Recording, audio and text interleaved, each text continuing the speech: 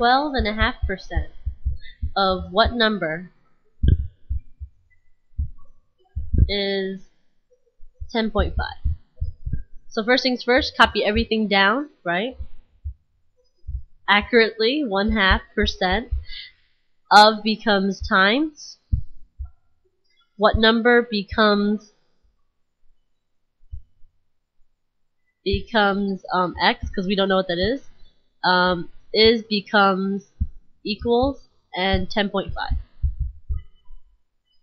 So 12.5% really means divide by 100. So divide by 100 times x equals 10.5. Right?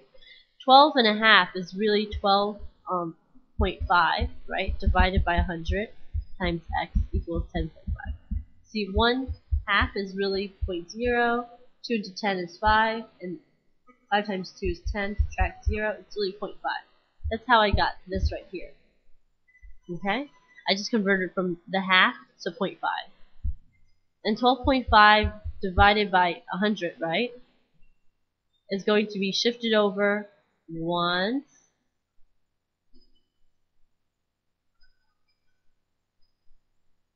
twice. Okay? So then when you divide, it's going to be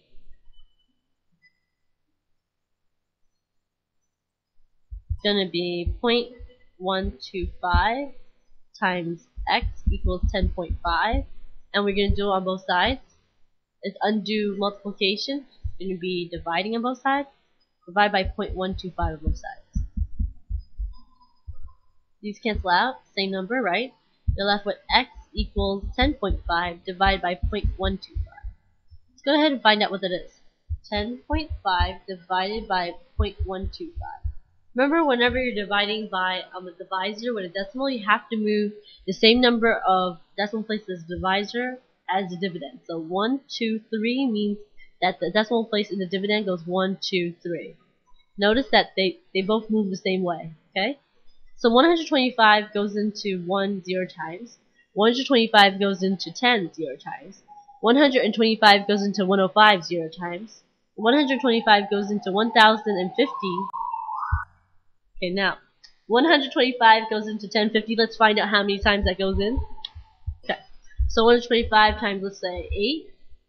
5 times 8 is 40. 0 down here, 4 up here. 2 times 8 is 16 plus 4, 20. 0 down here, 2 up here. 1 times 8 is 8 plus 2 is 10. Am I close enough? Close enough. Put the 8 on top right here, because 8 goes into 1050. Always place it over the last number, right? And go ahead and see what that's going to be. 1000, right?